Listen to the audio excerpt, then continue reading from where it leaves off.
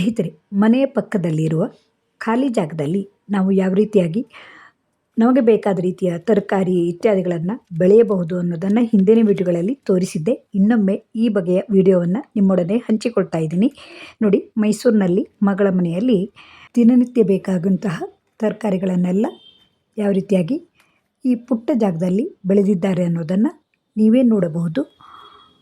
ಬಾಳೆ, ಪೇರ್ಲ, ಕಬ್ಬು, ಪಪ್ಪಾಯ, ಅರಿಶಿನ, ಶುಂಠಿ, ಕೆಸು, ಲಿಂಬು, ಹೀಗೆ ಹಲವು ಜಾತಿಯ ಸುಲಭವಾಗಿ ಬೆಳೆಯುವಂತಹ ಗೆಣಸು ಇವುಗಳೆಲ್ಲ ಬೆಳೆದು ಯಾವುದೇ ರಾಸಾಯನಿಕವನ್ನು ಬಳಸದೆ ಮನೆಯಲ್ಲಿಯೇ ಇರುವಂತಹ ತರಕಾರಿ ಸಿಪ್ಪೆ ಇತ್ಯಾದಿಗಳಿಂದ ಗೊಬ್ಬರವನ್ನು ತಯಾರಿಸಿ ಇವೆಲ್ಲವುದರ ಪೋಷಣೆಯನ್ನು ಮಾಡು ದಿನನಿತ್ಯ ಇದೇ ತರಕಾರಿಯನ್ನು ತಿನ್ನುವಾಗ ತುಂಬ ಖುಷಿಯಾಗುತ್ತದೆ. ಹಾಗೆ ಬೆಂಗಳೂರಿಗೆ ನಮ್ಮ ಮನೆಗೂ ಈ ತರಕಾರಿಗಳನ್ನೆಲ್ಲ ತಂದು ಇವುಗಳಿಂದ ಏನೆಲ್ಲ ಅಡುಗೆಗಳನ್ನು ಮಾಡಿದ್ದೀನಿ ಅನ್ನೋದನ್ನು ನಿಮ್ಮೊಡನೆ ಹಿಂದಿನ ವಿಡಿಯೋಗಳಲ್ಲಿಯೂ ಹಂಚಿಕೊಂಡಿದ್ದೆ.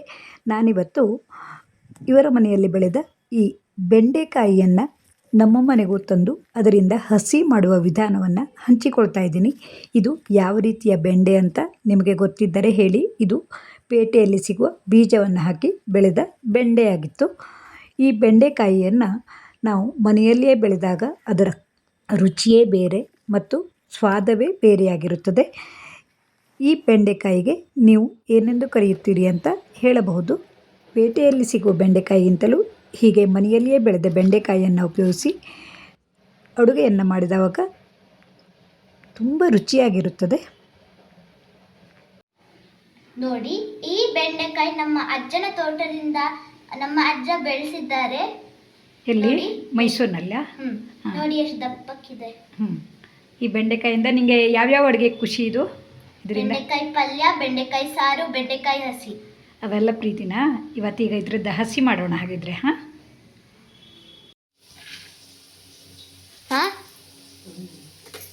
ನಿನ್ನ ಮೊಬೈಲ್ ಬೆಡ್ ಮೇಲಿದ್ದು ಇಲ್ಲ, ಸೋಫಾದಲ್ಲಿ. ಇದು ನಮ್ಮ ಬೆಂಡೆಕಾಯಿ ಅಜ್ಜನ ಹಸಿಗೆ ಮಾಡ್ತಿದ್ದೇವೆ.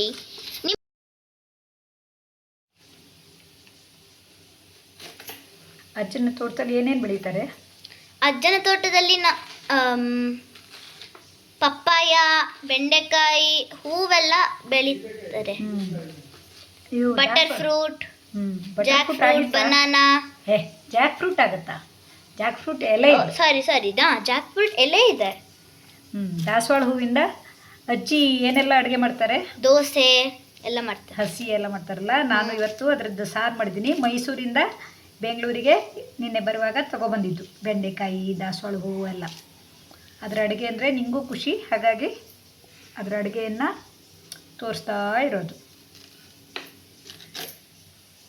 ಬಟರ್ ಫ್ರೂಟು ನಾವು ಖರೀದಿ ಮಾಡೋದಿಲ್ಲ, ನಮ್ಮ ತೋಟದಲ್ಲೇ ಬೆಳೆಯುತ್ತದೆ.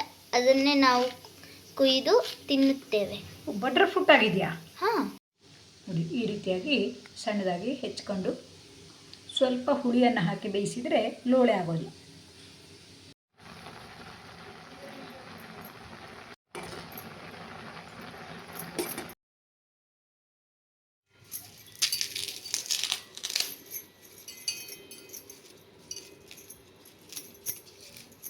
ಸಾಕು, ಒಂದು ಸ್ವಲ್ಪ ಬಂದು ಮಾಡಿ.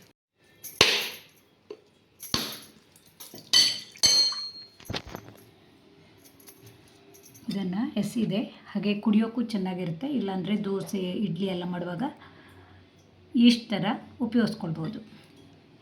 ಇದನ್ನು ಕಾಯಿಯನ್ನು ಒಡೆದ ಮೇಲೆ, ತೆಂಗಿನಕಾಯಿ ಒಡೆದ ಮೇಲೆ ದೇವರಿಗೆ ಇಟ್ಟು ಕೈ ಮುಗಿಯೋದ್ರಿಂದ ನಮಗೆ ಒಂದು ಫಲವನ್ನು ಸಮರ್ಪಣೆ ಮಾಡಿದಂತ ಆಗುತ್ತೆ. ನೋಡಿ, ಮೊದಲಿಗೆ ಹೆಣ್ಣು ಕಡಿ ಅಂತೀವಿ. ಈ ರೀತಿ ಇರೋದನ್ನು ಕಾಯಿ ಕೆರಬೇಕು, ಯಾಕೆಂದರೆ ಇದು ಹಾಳಾಗುತ್ತೆ ಅಂತ ಇರಬೇಕು. ಹಿರಿಯರು ಹೇಳೋದು ಮೊದಲಿಗೆ ಹೆಣ್ಣು ಕಡಿಯನ್ನು ತುರಿಯಬೇಕು, ಉಪಯೋಗಿಸ್ಬೇಕು ಅಂತ.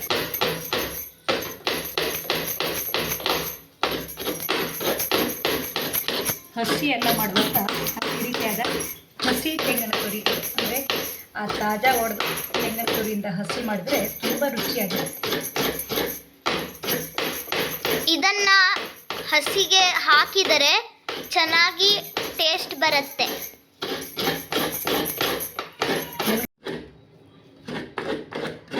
ವ್ಯಾಪ್ತಿನೂ ತೆಂಗಿನಕಾಯಿ ಕರಿಯೋಕ್ಕೆ ಈ ರಜಾ ಸಮಯದಲ್ಲಿ ಇಂಥ ಕೆಲಸವನ್ನೆಲ್ಲ ಮಕ್ಕಳು ಮಾಡಿದರೆ ಕೆಲಸನೂ ಆಯಿತು ಮತ್ತು ಅವರಿಗೆ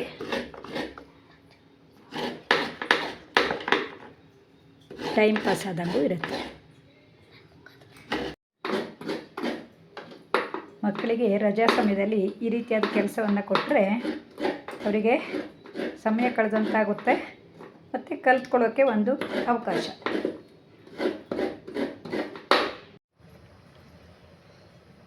ಆ ರೀತಿ ಲೋಳೆ ಆಗಿರೋದು ಈಗ ಹುಳಿ ಹಾಕಿದ ನಂತರ ಲೋಳೆ ಎಲ್ಲ ಹೋಗಿ ಚೆನ್ನಾಗಿ ಬೇಯ್ತಾ ಇದೆ. ಬೆಂದ ಬೆಂಡೆಕಾಯಿಯನ್ನು ಬಿಸಿ ಬಿಸಿ ಇರುವಾಗ ತೆಂಗಿನಕಾಯಿ ತುರಿಗೆ ಹಾಕಿದರೆ ಕಸರು ಅಂತ ಆಗುತ್ತೆ. ಹಾಗಾಗಿ ಇದನ್ನು ಆರಿಸಿ ಹಾಕಬೇಕು. ರುಬ್ಬಿದ ತೆಂಗಿನ ತುರಿಯನ್ನು ಒಂದು ಪಾತ್ರೆಗೆ ಹಾಕಿಟ್ಟುಕೊಂಡು ಅದಕ್ಕೆ ಬೇಕಾಗುವಷ್ಟು ದಪ್ಪ ಮೊಸರನ್ನು ಹಾಕಿಕೊಳ್ಳಿ. ನಾನಿಲ್ಲಿ ದಪ್ಪನಾಗಿರೋ ಮಜ್ಜಿಗೆಯನ್ನು ಹಾಕ್ಕೊಂಡಿದ್ದೀನಿ. ನೋಡಿ, ಸ್ವಲ್ಪ ಉಪ್ಪು ಹಾಕಬೇಕು. ಕೈ ತುಂಬ ಉಪ್ಪು ಹಾಕಿ. ಕೈ ತುಂಬ ನನ್ನ ಪುಟ್ಟ ಕೈ ತುಂಬ. ಅದೆಲ್ಲ ಸುಳ್ಳೆಲ್ಲ ಹಂಗೆಲ್ಲ ಹೇಳಕ್ಕಾಗ. ಚೆನ್ನಾಗಿ ಆರಿದ ಮೇಲೆ ಈ ರುಬ್ಬಿದ ತೆಂಗಿನ ತುರಿದಕ್ಕೆ ಹಾಕಬೇಕು. 3, 2, 1 ಸ್ಟಾರ್ಟ್. ಈಗ ಆಗಿದೆ.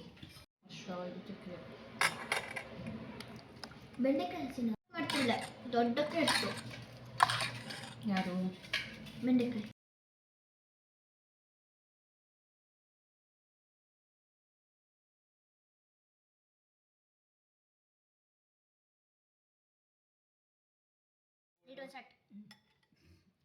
ಹಸಿ ಹಾಕ್ಕೊಂಡು ಊಟ ಮಾಡ್ತಾ ಇದ್ಯಾ? ಬೆಂಡೆಕಾಯಿ ಹಸಿ ರುಚಿ ಇದ್ದ? ಬೆಂಡೆಕಾಯಿ ಹಸಿ ಹೆಂಗಿದ್ದು? ಚಲೋ ಇದ್ದ? ನೀವು ಇದನ್ನು ಟ್ರೈ ಮಾಡಿ ಮನೆಯಲ್ಲಿ. ಅಜ್ಜನ ಬೆಳೆದ ಬೆಂಡೆಕಾಯಿ ಎಲ್ಲರಿಗೂ ಕೊಡವು. ಮನೆಗೆ ಬನ್ನಿ. ಹೀಗೆ ಮನೆಯಲ್ಲಿಯೇ ಬೆಳೆದ ಬೆಂಡೆಕಾಯಿಯಿಂದ ಹಸಿ ಮಾಡಿದ ಈ ವಿಡಿಯೋವು ನಿಮಗೆ ಇಷ್ಟವಾದರೆ ಲೈಕ್ ಮಾಡಿ, ಇಷ್ಟ ಮಿತ್ರರಿಗೆ ಶೇರ್ ಮಾಡಿ. ಈ ಬೆಂಡೆಕಾಯಿಗೆ ನೀವು ಏನಂತೀರಿ ಅನ್ನೋದನ್ನು ಹೇಳೋಕ್ಕೆ ಮರೆಯದಿರಿ. ಹಾಗೆಯೇ ಇನ್ನೊಂದು ಮಗಳ ಮನೆಯಲ್ಲಿ ಬೆಳೆದ ಈ ರೀತಿಯಾದ ಊರ ಬೆಂಡೆ ಅಥವಾ ಬಿಳೆ ಬೆಂಡೆಯಿಂದ ಪಲ್ಯವನ್ನು ಮಾಡಿದ್ದೀನಿ. ಈ ಸಮಯದಲ್ಲಿ ಊರ ಬೆಂಡೆಯು ಬೆಳೆಯುವ ಸಮಯವಾಗಿರುತ್ತದೆ. ಈ ಬೆಂಡೆಕಾಯಿಯಿಂದ ಇನ್ನೂ ಏನೆಲ್ಲ ಮಾಡಿದ್ದೀನಿ ಅನ್ನೋದನ್ನು ಹಿಂದಿನ ವಿಡಿಯೋದಲ್ಲಿ ಹಂಚಿಕೊಂಡಿದ್ದೀನಿ. ಮುಂದಿನ ವಿಡಿಯೋದಲ್ಲಿ ಇನ್ನೂ ಹೆಚ್ಚಿನ ಮಾಹಿತಿಗಳುಳ್ಳ ವಿಡಿಯೋಗಳನ್ನು ನೋಡಬಹುದು. ತಮ್ಮೆಲ್ಲರ ಪ್ರೋತ್ಸಾಹಕ್ಕಾಗಿ ತುಂಬ ಹೃದಯದ ಧನ್ಯವಾದಗಳು.